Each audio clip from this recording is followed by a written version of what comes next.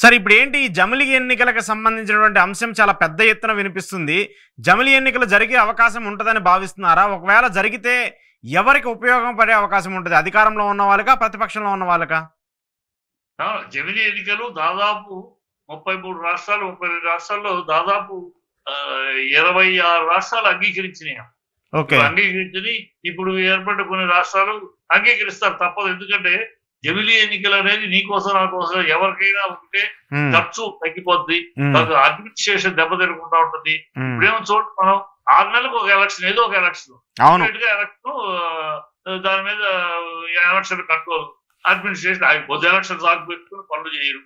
So ఇది ప్రభుత్వానికి మంచిగా. ఇప్పుడు అమెరికా చూడండి, 6 ఏళ్ళకి ఒకసారి 4 ఏళ్ళకి ఒకసారి, ఆ మిగతా 4 ఏళ్ళు ఎలక్షన్స్ కాదు, అడుగుతుంది కాదు, పాలన ఏం చేయాలి, ఎట్లా చేయాలి, దాని మీద డిస్కస్ అలా ఉంటుంది. అలా కావాలి తప్పితే మనకి 6 నెలలకు ఒక ఎలక్షన్. గతంలో 2057 దాకా జమిలి ఎన్నికలే ఉన్నాయి, ఒకేసారి ఎన్నికలే. మహాతల్లి ఇందిరాగాంధీ ఈ దరిద్రాన్ని తీసుకొచ్చింది.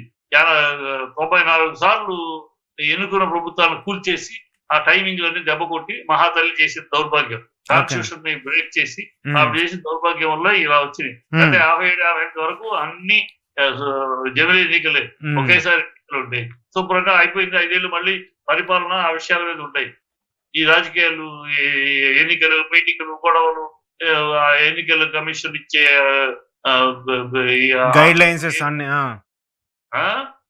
ఎన్నికల కమిషన్ పెట్టే గైడ్ లైన్సెస్ అన్ని ఇంకా ఉండవు.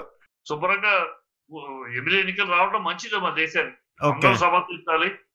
అపార్ట్ ఫ్రమ్ రాజకీయాలకు అతీతంగా దేశం కోసం విపరీతమైన ఖర్చు, ఆ ఖర్చు కూడా తగ్గుద్ది. ఇవాళ జమిలి ఎన్నికలు లేకపోవడం వల్ల ఏముంది, ఇక్కడ ఒక్కొక్క స్టేట్ లో 4-5 సార్లు ఓటింగ్లు, ఒక్కో చోట ఒకేసారి ఓటింగ్. ఏమిటి ఆ వ్యత్యాసం? ఎందుకు? అన్ని చోట్ల ఒకేసారి జరగాలి కదా. ఒకేసారి జరిగితే ఇక్కడ జరిగిన ఇక్కడ రియాక్షన్ బట్టి అక్కడ స్టేట్ లో మార్పులు చేర్పులు ఇవన్నీ ఒక అవకాశం, వాళ్ళు గేమ్ ప్లే చేయడానికి అవకాశాలు ఉంటున్నాయి. ఒకేసారి అంటే ఎవడు మాట్లాడారు లేదు, ఎవరి స్టేట్ లో వాడు ఉంటాడు, ఎవరి స్టేట్ లో వాడు చేసుకుంటూ ఉంటాడు కదా, అది మంచిగా ఉంటుంది.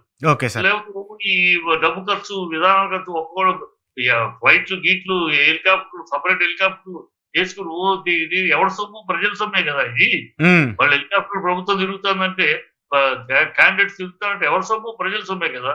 ఇవన్నీ కట్ అయిపోతాయి. శుభ్రంగా ఒక్కసారి ఎన్నికలు అంతే. ఒక్కసారి ఎన్నికలు అయినాక మళ్ళీ 5 ఏళ్ళు వాళ్ళ పరిపాలన చేస్తా ఉంటే పరిపాలన ప్రశ్నించే అధికారం పబ్లిక్ ఉంటుంది. ఓకే సార్, ఇంకొకటి జగన్మోహన్ రెడ్డి గారు ఇదేమైనా ఏమంటున్నారు, నెక్స్ట్ ఆ స్టేట్ ఎన్నికలు ఉన్నాయి, అవి అయిపోయినాక ఇలా పోస్ట్పోన్ చేస్తున్నారు ప్రతి విషయాన్ని. అవకాశం అధికారులకు లేకుండా. ఓకే సార్, ఇంకొకటి జగన్మోహన్ రెడ్డి గారు అరెస్ట్కి సంబంధించి ఒక వాదన వినిపిస్తుంది. రఘురామకృష్ణరాజు గారు ఆయన ఈడీకి సంబంధించిన కేసుల మీద ఎంతవరకు వచ్చిందని చెప్పేసి మళ్ళీ ఆయన సుప్రీంకోర్టులో పిటిషన్ వేశారు. దీనికి సంబంధించి ఆయన మళ్ళీ అరెస్ట్ చేస్తారు, జగన్మోహన్ రెడ్డి మళ్ళీ జైలుకి వెళ్తారని చెప్పేసి ఒక వర్గం మీడియా విపరీతంగా పరిచయం చేస్తుంది. కూటమికి ఒక ఆనందం. 2019 నుంచి చూసుకోమ్మా, 19 నుంచి 2 నెలలకు ఒకసారి అరెస్ట్ అయిపోతారు, జైలుకి వెళ్ళిపోతారు, అరెస్ట్ అయిపోతారు, జైలుకి వెళ్ళిపోతారు. 2019 నుంచి అధికారంలో ఉన్నప్పుడు మొదలెట్టారు. ఇప్పుడు వాళ్ళకి వేరే టాపిక్ లేదు. వాళ్ళకి ఏంటంటే జగన్ జపం తప్పితే, ఈ కూటమికి జగన్ జపం చేయడం అంటే ప్రజల పక్షాన ప్రజలు జపం చేయరు. జగన్ జగన్ జగన్, పొద్దున్న లేస్తే జగన్, రాత్రి పడుకుంటే జగన్, టీవీ ఆన్ చేస్తే జగన్, పేపర్ తిప్పితే జగన్.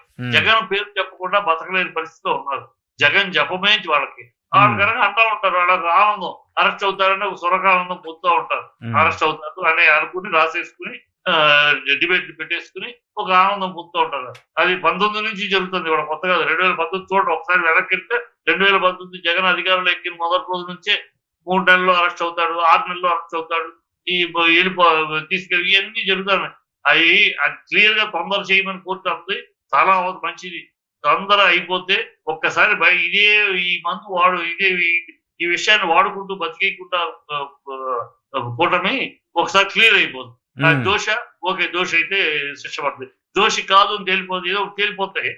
ఇలా ఈ డైలీ సురకానందం పొందుతూ డైలీ మాట మాట్లాడే అవకాశం లేకుండా ఉంటుంది కూటమికి. కూటమికి అది ఎన్నికలో ఉన్నంత కాలం వాళ్ళు ఇదే ఆనందం.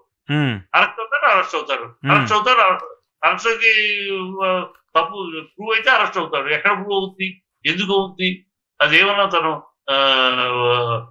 వ్యాపారం, బిజినెస్ షేర్స్, దాన్ని దాన్ని ఎట్లా నువ్వు లంచం అంటావు, కిక్బుక్ ఎట్లా అంటావు? అది అప్పుడు వేశారు కాంగ్రెస్ ఆయన ఎర్రమనాయుడు కలిపి, కాంగ్రెస్ నుంచి ఒక ఆయన వీళ్ళు కలిపి చంద్రబాబు కొడుకులు వేశారు. అప్పుడు జగన్ సోనియా గాంధీని ఎదిరించాడు కనుక వేశారు. అన్ని కలిసి దాన్ని లేనిపోతే ఉన్నది లేని పెట్టి వేశారు. అది తేల్తాయి వాళ్ళకి అవతల ఏమైనా అన్ని కట్టుకథలు, దీంట్లో ఏ వాస్తవాలు లేవు, ఏ సాక్ష్యాలు లేవు అని ప్రూవ్ అవుతుంది. ప్రూవ్ అవటమే మంచిది. మేము కూడా కోరుకునేది, నేను దాంట్లో వాళ్ళు కోరుకునేది, జగన్ వైఎస్ఆర్సీపీ వాళ్ళు కోరుకునేది కూడా ఇదే, తొందరగా తేలిపోవాలి. అటో ఇటో ఓకే, దోష ఓకే, జైలు అనుభవించాడు, పనిష్మెంట్ తప్పు చేస్తే వెళ్ళేసి వస్తాం. జైలుకి వెళ్ళి వచ్చి మళ్ళీ అధికారంలో రావా? ఈ జైలుకి వెళ్ళి రావటం వల్ల ఇవాళ ఛత్తీస్గఢ్ సరే జార్ఖండ్ ఏమైంది? జైలుకి వెళ్ళి వచ్చే సోరెన్ సీఎం అయ్యాడు. హేమంత్ సోరెన్ జైలుకి వెళ్ళడం అనేది పెద్ద విషయం ఏం కాదు. ఏదైనా ఉంటే వెళ్తారు, అదే తేలిపోతే మంచిది. వీళ్ళకి ఆహారం భాగం, వీళ్ళకి ఒక ఈ కూటమికి అది ఒక ఆహారం. కూటమి కళ్ళు తెచ్చినప్పుడల్లా అరెస్ట్ అవుతాడని ఒక రాసేసుకుని ఒక సొరకాలు గంతులు వేసుకుంటా ఉంటారు. అది ఆగిపోతుంది. Okay, right sir, thank you Chittibabu గారు. ఏపీ పాలిటిక్స్ సంబంధించి అలాగే ఇండస్ట్రీ